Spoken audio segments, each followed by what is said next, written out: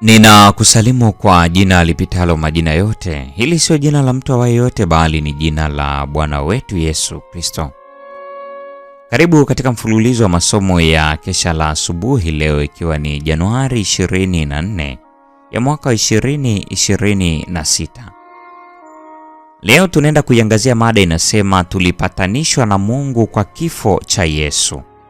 Imejengeka katika kitabu cha Warumi sura ile ya 5 aya 10, ambayo inasema, kwa maana ikiwa tulipokuwa adui tulipatanishwa na Mungu kwa mauti ya mwana wake, zaidi sana baada ya kupatanishwa tutaokolewa katika uzima wake. Tuombe. Mtakatifu, mtakatifu, mtakatifu Baba yetu ishiye mbinguni, asante kwa ajili ya asubuhi ya leo. Tunajikabidhi mikononi mwako sisi tulio wa dhambi, sisi tusiostahili, sisi ambao ni wachafu, tukiomba utusamehe dhambi zetu, ututakase, utusafishe na kutufanya upya. Watoto wako tumechagua kutembea miguuni pako asubuhi ya leo. Ongoza hatua zetu, tusaidie kutafuta ufalme wako sasa na hata milele. Amina.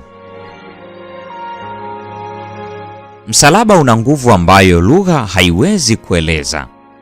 Kafara ya Yesu kwa niaba ya jamii ya wanadamu huziaibisha juhudi na mbinu zetu ndogo za kufikia na kuinua jamii ya mwanadamu ili kuwasaidia wanaume na wanawake wenye dhambi kumpata Yesu. Kazi ya wana na binti za Mungu lazima iwe ya tofauti na ambavyo bado haijaoneshwa na watu wengi. Ikiwa wanampenda Yesu, watakuwa na uelewa mpana wa upendo ambao umeoneshwa kwa mwanadamu aliyeanguka, ambao ulihitaji utoaji wa dhabihu ya gharama kubwa sana ili kuiokoa jamii ya wanadamu. Mwokozi wetu anataka ushirikiano wa kila mwana na binti wa Adamu ambaye amekuwa mwana na binti wa Mungu. Mwokozi wetu anatangaza kwamba ameleta uzima wa milele kutoka mbinguni kama hisani. Ilikuwa lazima ainuliwe juu ya msalaba wa Kalvari ili kuwavuta watu wote kwake. Tunawezaje basi kuuchukulia urithi wa thamani wa Yesu Kristo? Wema, shukrani, utu wema, huruma na upendo vinapaswa kuoneshwa kwao. Ndipo tunaweza kufanya kazi ili kusaidia na kubarikiana kila mmoja na mwenzake. Katika kazi hii tunapaswa kufanyiana zaidi ya undugu wa kibinadamu. Tunao ushirika uliotukuka wa malaika wa mbinguni. Wanashirikiana nasi katika kazi ya kutangaza juu na chini. Akiwa ameingia katika kazi hiyo, kazi ya ajabu ya ukombozi wetu, Kristo aliamua katika baraza na Baba yake kutozuia kitu chochote, hata kugharimu kiasi gani. Asizuie chochote, hata kama kingekadiriwa kuwa cha juu sana, ambacho kingemwokoa mwenye dhambi asiyejiweza. Angeitoa mbingu yote kwa ajili ya kazi hii ya wokovu, ya urejeshaji wa tabia nyofu ya Mungu kwa mwanadamu. Kuwa mwana wa Mungu ni kuwa mmoja na Kristo ndani ya Mungu, na kunyoosha mikono yetu kwa upendo wa dhati wa kujitolea ili kuimarisha na kuwabariki watu wanaoangamia katika dhambi zao. Hii ni Januari 24, mada ikisema tulipatanishwa na Mungu kwa kifo cha Yesu. Warumi 5:10 ndiyo fungu elekezi.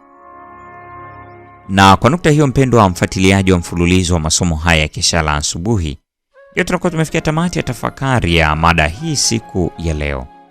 Neema ya Bwana wetu Yesu Kristo, pendo la Mungu na ushirika wa Roho Mtakatifu dumu kuwa pamoja nasi sasa na hata milele. Amina. Mchana hauishi, mjini mzuri, mji hautapita, na hapana giza. Machozi yatafutwa, kifo hapana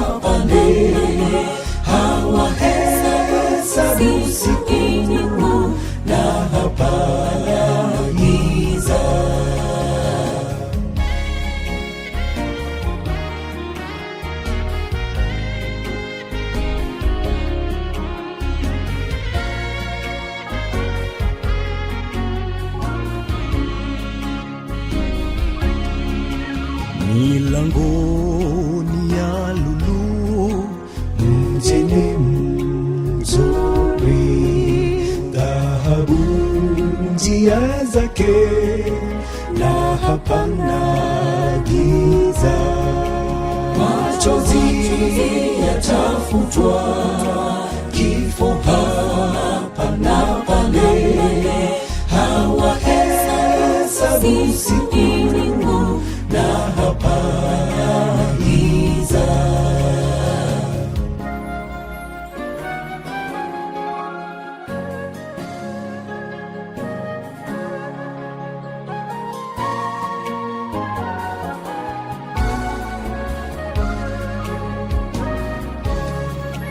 Milango haifungwi mjini mzuri, mtoni wa uzima, na hapana giza.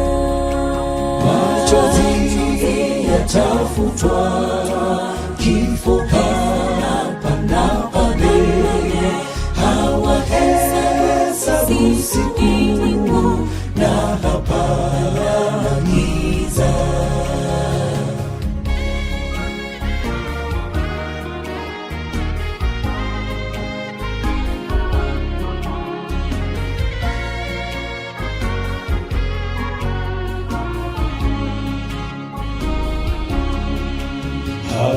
Hawahitaji jua mjini mzuri, Mwana-Kondoo nuru, na hapana giza.